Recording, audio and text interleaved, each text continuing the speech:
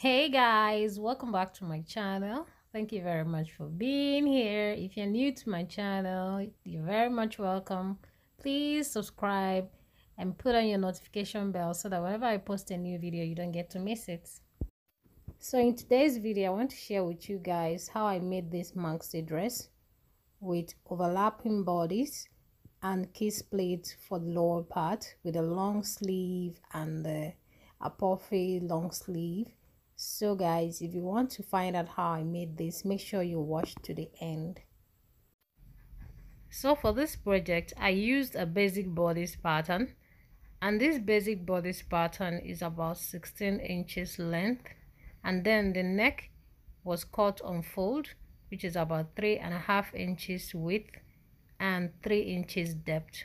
So now the next thing I'm going to do now is to modify this basic bodice pattern by opening it up in full. Now to prepare this pattern for this project, I'm going to use it to create an overlapping effect, and the first and only modification I'm going to be making is to connect from this point up to the neckline right here. So I'm going to use my ruler and I'm going to draw it in right now so that you see how it's being done.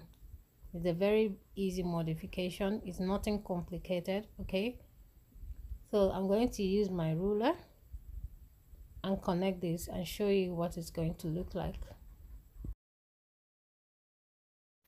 So guys, this is what it looks like. Next thing I'm going to do now is to cut through this line I've marked here. So after cutting it out, this is what it looks like, and I'm going to use this as the pattern for the front piece of my dress. So here my patterns for this project is ready. This is for the front piece and this is for the back piece, and the back piece is the same 16 inches length, and the neck width was cut the same with the front, which is 3.5 inches width. Don't forget to add your zip allowance also for this bodice. So the next thing I'm going to do now is to use this to cut out my fabric, both for the front and for the back. Now to create the sleeves for this project, as you can see, I'm using a basic sleeve block and I've not added the seam allowance right here. So the next thing I did was to measure my long sleeve, and I added 2 inches extra length and 1 inch extra for the casing. That means I'm adding 3 inches to the total length of my long sleeve. So the next thing I'm going to do now to create a puffiness for this sleeve is to take the same measurement as I have here all along this sleeve length all through. So I'm just going to connect from this point all down. So as you can see, I've connected this with a straight line down here, as you can see. So what I'm going to do next now is to add my seam allowance at this point. So guys, the next thing I'm going to do now after adding my seam allowance is to cut out my sleeve, and this is what it looks like after cutting. So this is my sleeve. So the essence of making this area all equal is that when I now put my elastic at this area, it will become something like this, and you see the effect right there. So the next thing I'm going to do now is to go along and cut the lower part of this dress. So guys, as I mentioned earlier on, the upper part of my bodice is 16 inches long. So I'm going to be marking from 15 inches for the lower part of my dress, because I'm going to be using 1 inch to join both the lower and the upper part of my dress. So I'm assuming that I have cut 15 inches instead of 16, just to add back the 1 inch that will be lost after joining them. So I'm going to take from that 15 inches and measure all down to the full length of my dress, including my 1.5 inch seam allowance for hemming the lower part of my dress. So guys, now that we've established the length of the dress, how to cut the length of the dress, now we're going to be talking about the width. And since it's a case plate dress, what I'm going to do is to multiply the circumference of the waist area by 3, and whatever measurement I have there, I'm going to add about 2 inches for the zip allowance also to the measurement, and then I'm going to cut it out.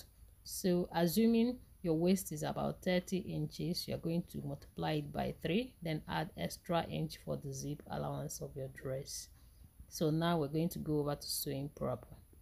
Here I started off with the front bodice, and I started off with notching the center part of my bodice, which is right here on the pattern. When I mean the center part, I mean here. So it's very necessary to notch it on your fabric because it's going to be helping you when sewing. So the first thing I'm going to do right now is to place the interface, that is the lining, on my main fabric, and the next thing I'm going to do is to stitch from this point downwards. Now the next thing for you to do now is to iron your seam allowance towards your lining part of your dress like this, and you're going to stitch it all the way down onto the lining part of your dress. Now after stitching this, you're going to have something like this, and then the next thing you're going to do now is to open it to the front like this.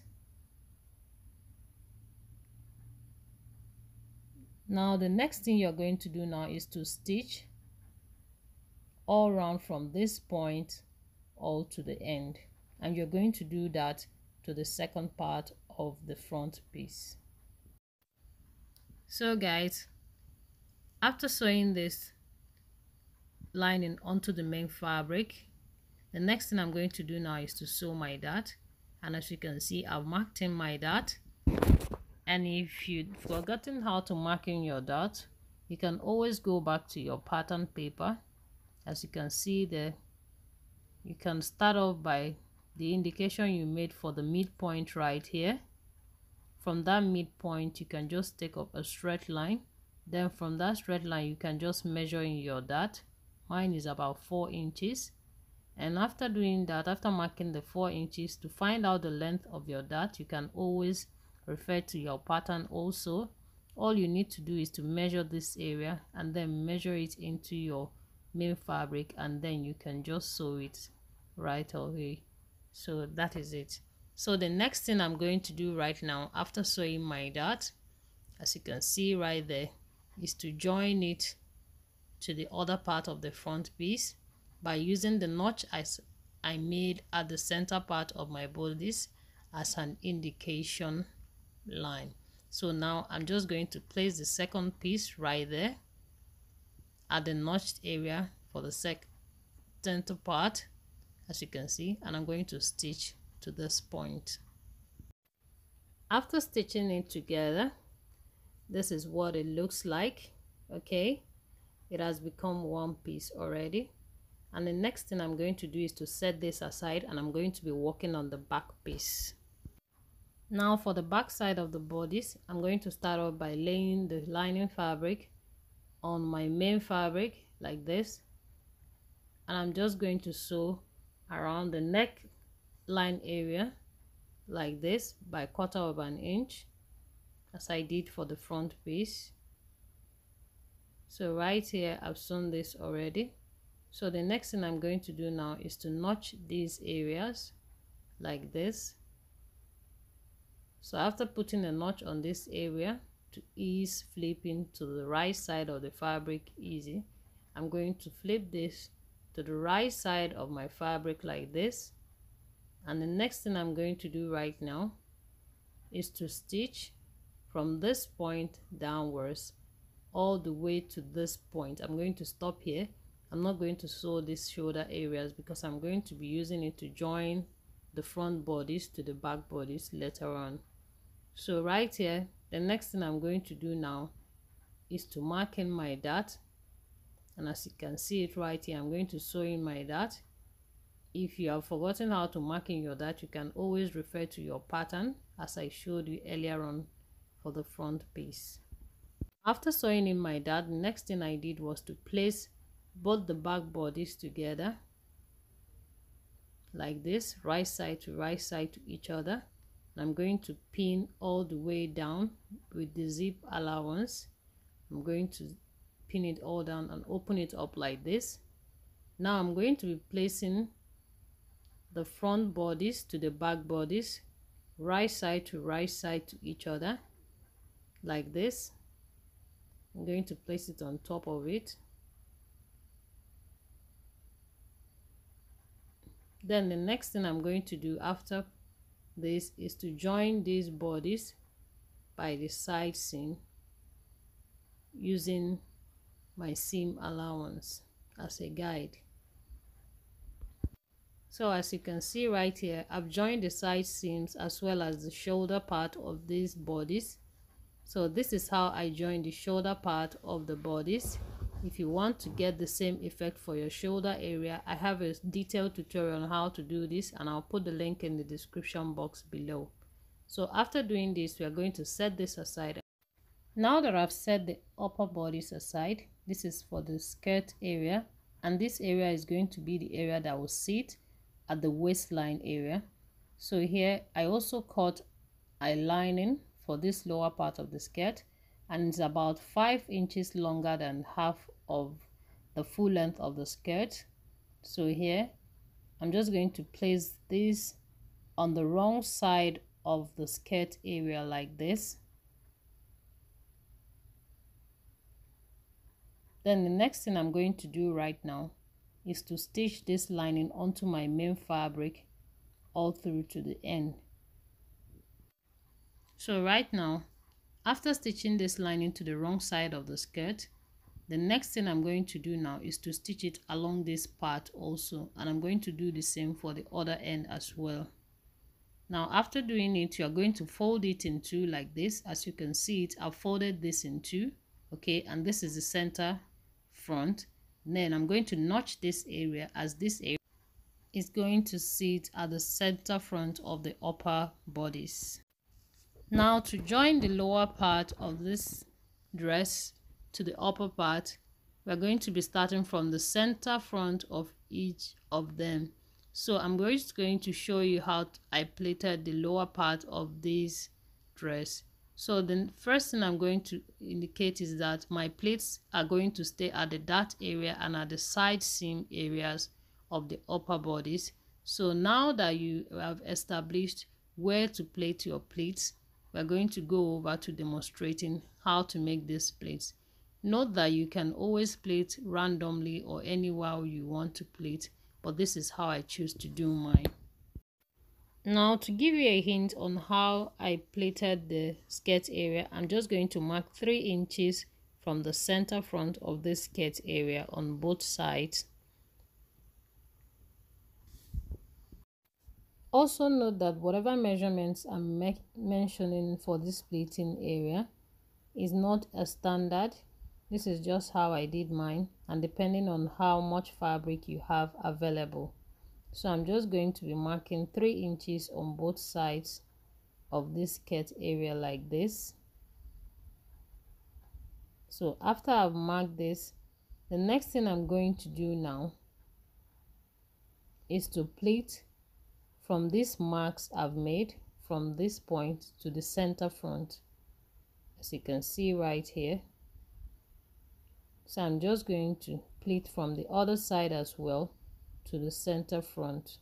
I'm just trying to do this so that I wouldn't block your view. So here I'm just going to use a pin and hold this down.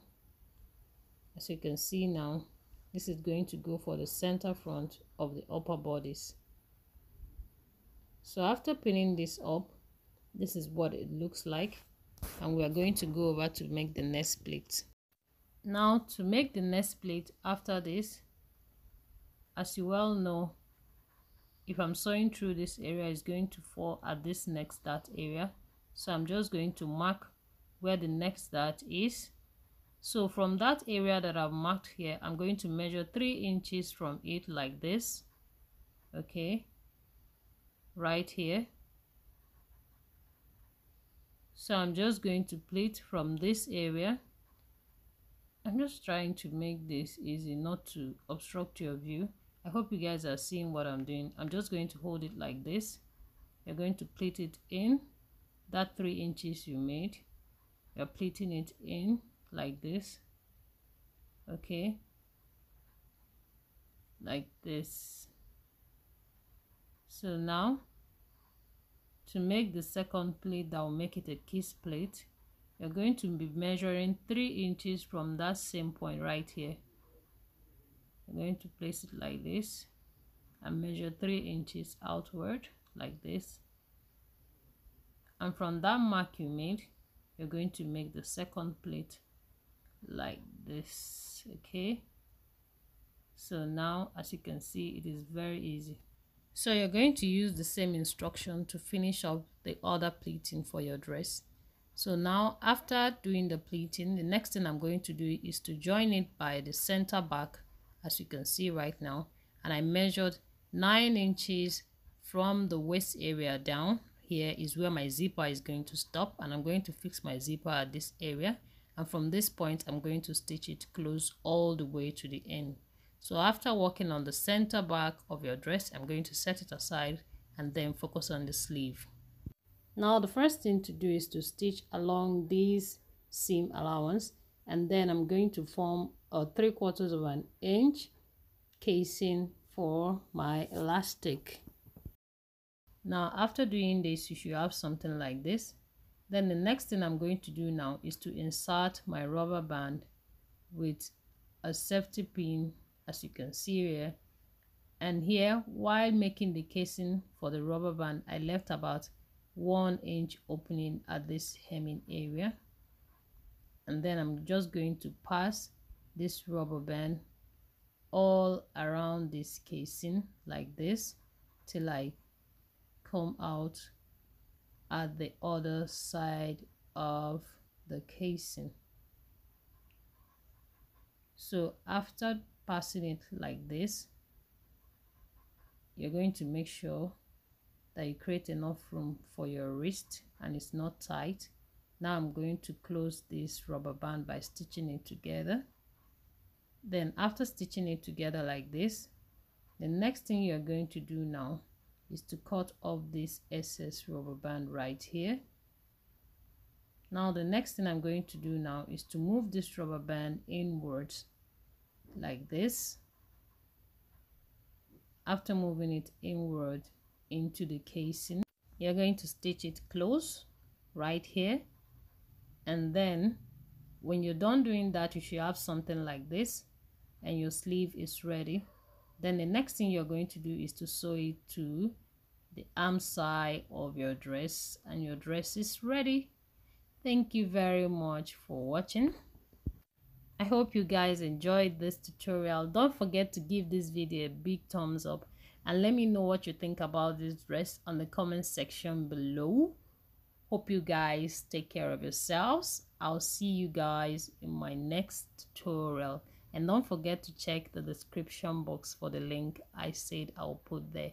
See you guys in my next video. Bye.